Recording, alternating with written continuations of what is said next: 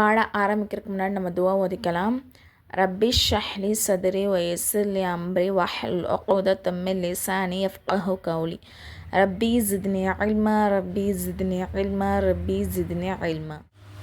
இன்றைக்கி நம்ம என்ன பார்க்க போகிறோம் பாடம் அப்படின்னு சொன்னால் மீமி சாக்கின். அதாவது நம்ம முன்னாடி நம்ம பார்த்தோம் இல்லையா, நோனே சாக்கின் தன்வீனுக்கு பிறகு 4 விதமான சட்டம் வரும் அப்படின்னு பார்த்தோம் இல்லையா. இப்போ மீமே சாக்கின். மீமே சாக்கின் அப்படின்னா மீமுக்கு மேலே சுக்குன் இருக்கும், அதான் சிம்பிள் தான், சரிங்களா. அப்போது இதோடைய சட்டம் என்ன அப்படின்னு பார்க்க போகிறோம். இது 3 சட்டம் இருக்குது, சரிங்களா. இதில் 3 சட்டம் இருக்குது. என்னென்னா இஹ்ஃபா ஷஃபவி, இல்ஹா ஷஃபவி, இதாம் ஷஃபவி. அப்போ ஒன்று என்ன மிஸ் ஆகுது அப்படின்னு சொன்னால் அந்த இக்லாப் நம்ம படித்தோம் இல்லையா, நுனை சாக்கின் தன்வீனில் இக்லாப் படித்தோம் இல்லையா, அது இதில் வராது, சரிங்களா. இதில் 3 சட்டம் தான். என்னென்ன அதில் வெறும் இஹ்ஃபா, இல்ஹார், இதாம், இக்லாப் அப்படின்னு மட்டும் தான் சொல்லணும். இதில் எப்படின்னா ஷஃபவி அப்படின்னு சொல்லணும். இஹ்ஃபா ஷஃபவி, இல்ஹா ஷஃபவி, இதாம் ஷஃபவி அப்படின்னு சொல்லணும், ஓகேங்களா. இப்போது இஹ்ஃபா ஷஃபவியோடைய எழுத்து என்ன அப்படின்னு சொன்னால் பா மட்டும்தான், ஒரே ஒரு எழுத்து தான், சரிங்களா. நம்ம அங்கே அந்த பாடத்தில் என்ன படித்தோம், நோனே சாக்கின் தன்வீனுக்கு பிறகு இஹ்ஃபாவோட எழுத்து மொத்தம் எத்தனை 15 எழுத்து படித்தோம். இதில் ஒன்று தான், பா மட்டும்தான், சரிங்களா. இப்போ இதான் மீமே சாக்கின்.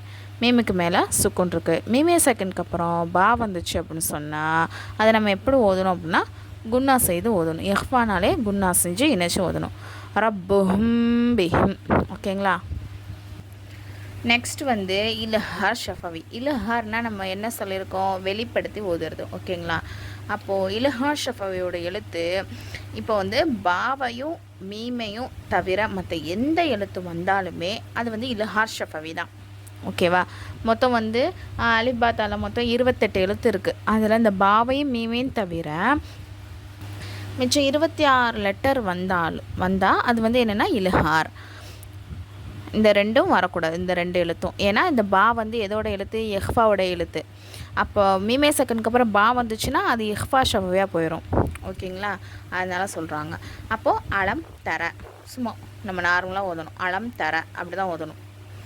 மீமே செகண்டுக்கு அப்புறம் தா வந்திருக்கு, அலம் தரன் மட்டும் தான் சொல்லணும், தவிர நம்ம போய் அங்கே குன்னா செய்யக்கூடாது, அலம் தரன்லாம் ஓதக்கூடாது, சரிங்களா. அலம் தர, ஓகே. அடுத்தது இதாம் ஷஃபவி. இதாம்னா என்னது, இணைச்சி ஓதணும். அப்போ இதாம் ஷஃபவியோட எழுத்து மீம், ஓகேவா. அதனால தான் இங்கே இல்ஹாருக்கு பாவையும் மீமையும் தவிர மற்ற எந்த எழுத்து வந்தாலும் வெளிப்படுத்தி ஓதணும். ஏன்னா பா எதோட எழுத்து, இஹ்ஃபா. இஹ்ஃபா வந்துச்சுன்னா நம்ம குன்னா செஞ்சு ஓதணும்.